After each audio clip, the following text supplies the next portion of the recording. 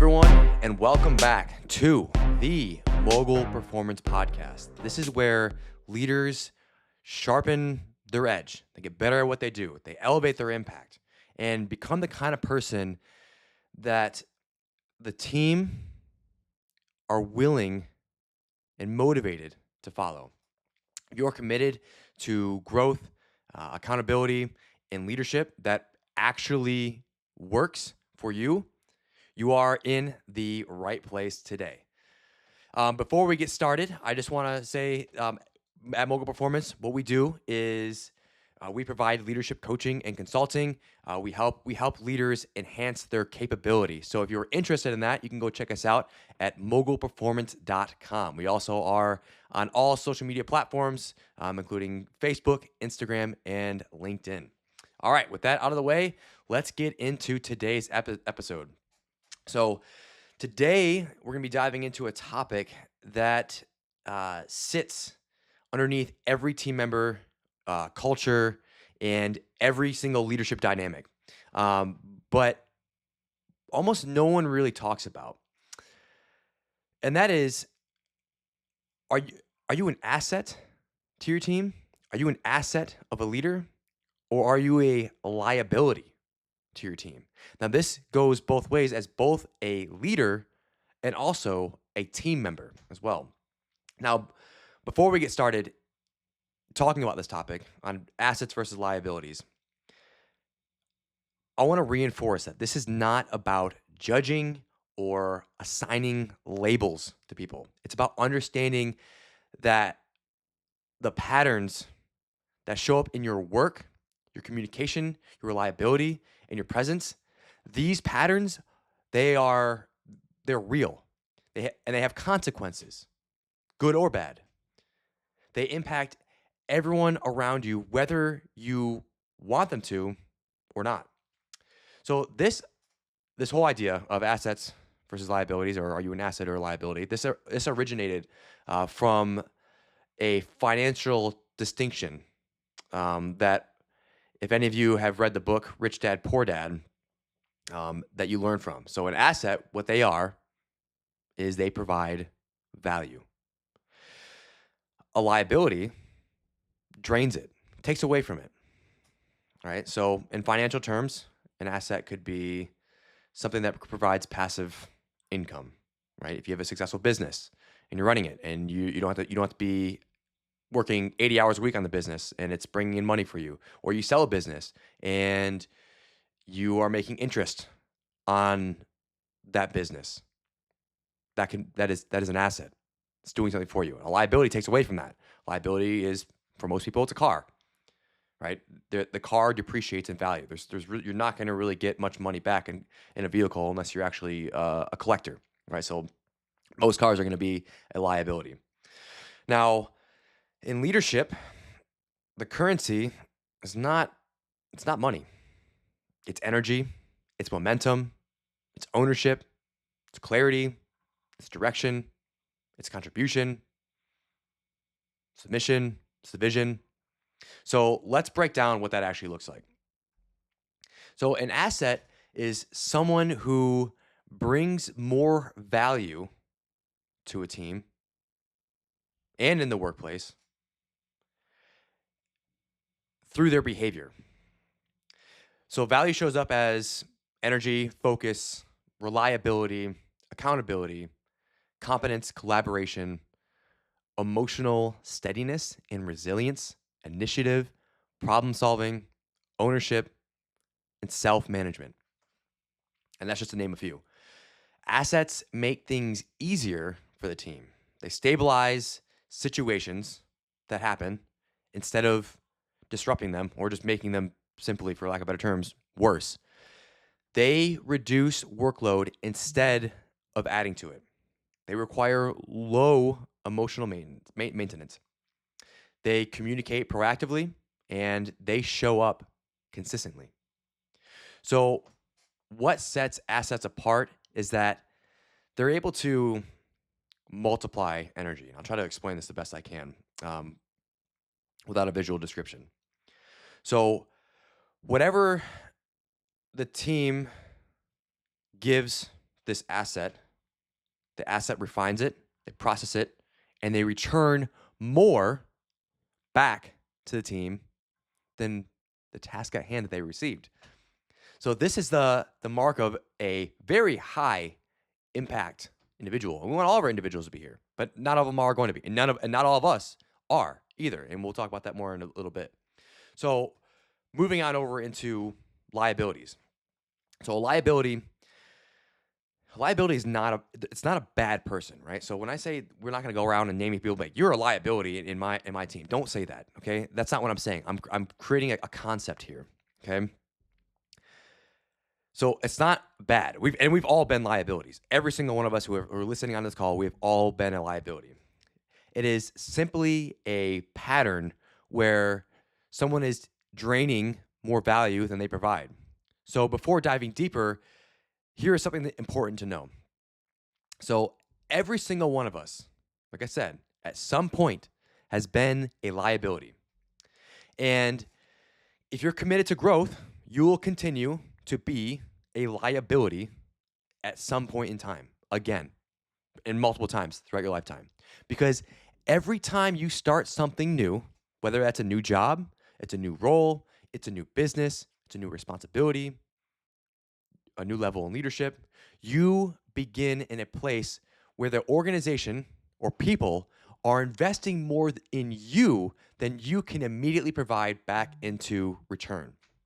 So you provide little value at first because you simply just don't understand the environment yet, the expectations, or the processes or the relationships that you need to make. This is normal. That's okay. That is okay to have that feeling, right? Of not knowing everything. This is universal. Everyone feels this way. It's not failure. You are moving back to the starting line again. Now, to give an example of this, most companies acknowledge this and they see this by giving new team members a 90-day window, right? So the first 3 months. Keep in mind, even the president has this kind of same concept, right? The president of the United States, but they have a 100-day mark. So every time we start a new job, we have 90 days. That's 10 days less than the president to prove that we're making an impact and that we are and can be an asset to an organization or a team. So that timeline exists because it takes about 90 days, 3 months to build landscape, to build rapport, understand the mission, and begin contributing value back. Now, this can be different, right? Whether you were starting a business, depending on the industry that you are in, the level of responsibilities that are in a new role, right? But 90 days is kind of a general theme. And you'll see a lot of organizations will provide, let's say, a 90-day probationary window or a 6-month probationary window. It all depends on kind of the organization and the complexity of it, right? But we'll stick with 90 days for now. So if you feel like a liability in these early stages of something new, that's exactly where you're supposed to be. It's completely normal. The key here is, do you stay there? So liability behaviors will include not being able to take on all the responsibilities, or they could be someone who is avoiding responsibilities, not being able to do all the tasks that are at hand, or someone who's doing the bare minimum. Adding extra work to others. This kind of happens when we first start off on something new because we need to learn from other people. So we're going to be taking more time from them. Creating confusion, right? Someone who could be resisting feedback. Someone who is neglecting development. They are inconsistent, or they require some sort of emotional stability or management outside of themselves, right? That's when we start seeing like the negative behaviors of a liability. But some of these we all are a part of at some point in time. So the best way I can explain this is that imagine this. Imagine there is, I'm going to try to do the best I can here. There are a group of people right here, right on this side. They are driving energy the other way towards one single individual over here. Okay. So you have another person over on this side. All that energy that goes through this group of people moves over into this one individual, goes right through them. It just dissipates. Doesn't really do much, right? It doesn't go back into the team. So they don't absorb the energy. They aren't able to process it. There's no return on the output. And so because of that, the team has to pick up the slack, right? Now, as we're learning something new, we can pick up on some of these things and we can learn from them. But again, it's not necessarily going back into the team. Not yet. But here's the powerful part. So you can become an asset much faster than what people think that you can be. So how do you do that? Well, first off, ask questions. A lot of them, a zillion questions, all of the questions. If something pops up in your mind, ask the question. Sit in on as many meetings as you possibly can. Fill up your calendar. Learn as much information as you can. Learn how other leaders, successful leaders in the organization or in business or in a similar role as you, make decisions. Monitor the pace of the organization, the team's capability. Study the unspoken expectations. Build rapport, right?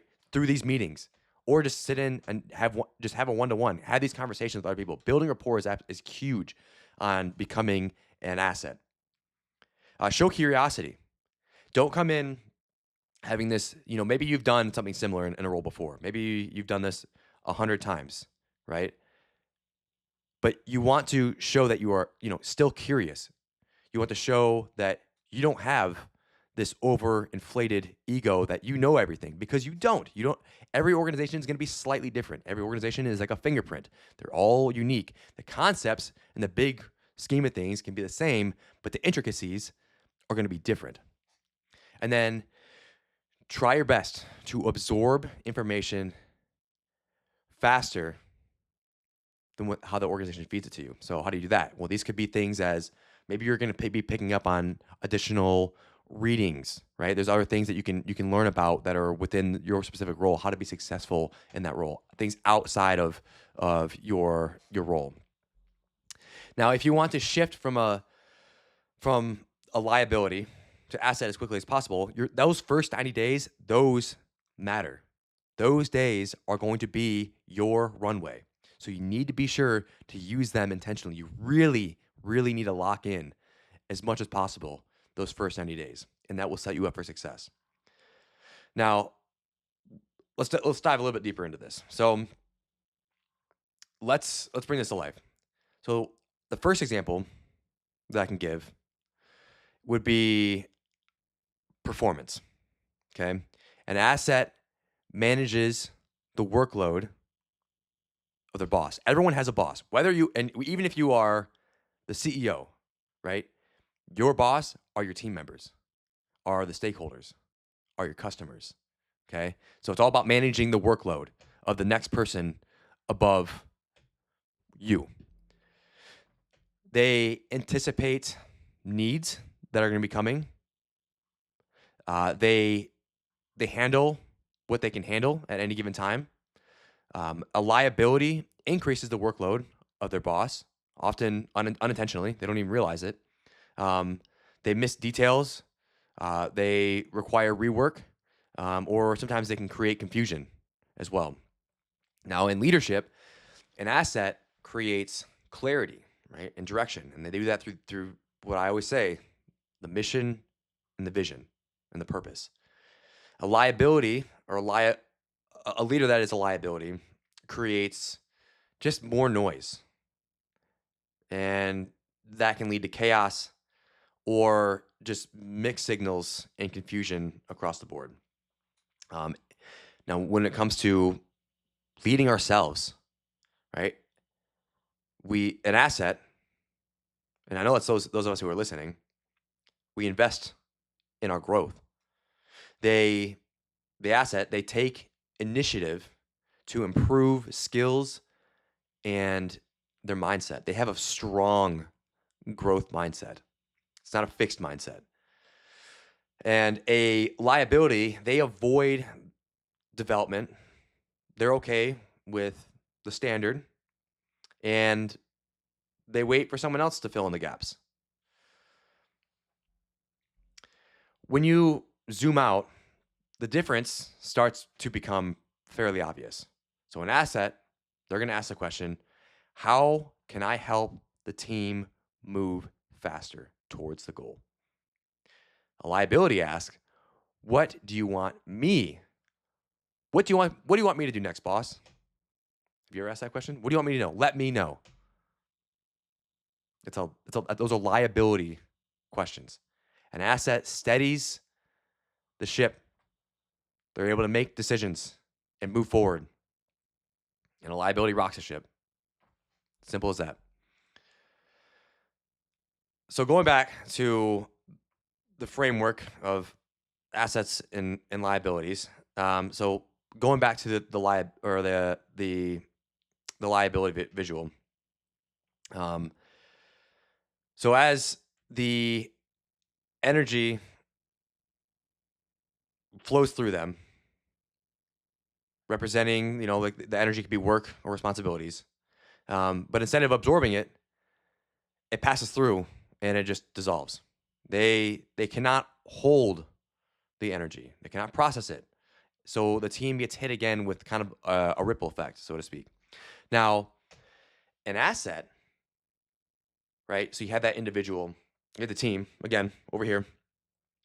Energy is flowing through, moving towards the individual. The individual takes that energy and it goes right back into the team. So they are able to multiply the efforts that they receive. They are turning that energy stream into multiple energy streams of productivity, stabilization, clarity, support. Right? They amplify the value that they are giving back to the team. The difference between the assets and the liabilities is mediocrity and acceptance of the status quo versus excellence. So how do you shift from a liability to an asset? So when you understand the early liability phase as natural, you remove the shame and you unlock the ability to grow intentionally. So at the end of the day, what I want you to remember is this: being an asset or a liability, okay, this is not permanent. You're not always going to be an asset. You're not always going to be a liability. It ebbs and flows. It is a reflection of patterns, not personality types. Every new chapter that we start in our lives, anytime we start something new, we are a liability. The goal is to transition to an asset as quickly as possible by doing the things that I mentioned earlier. That first 90 days. You control the direction of that shift. And when you choose to grow, instead of being stagnant or doing the standard, the entire team is going to benefit. So that's all for today's Mogul Performance Podcast. I just want to thank you all for listening to this podcast. If this episode helped you think differently about your leadership or your impact, share it with someone who would benefit from something like this. So you can go ahead and follow Mogul Performance for more tools, insights, and frameworks designed to help you lead with clarity and purpose. Again, mogulperformance.com. And you can also find us on LinkedIn, Instagram, and also Facebook. But until next time, Don't forget to keep growing, be intentional in your work, be intentional in your leadership, and as always, be a mogul.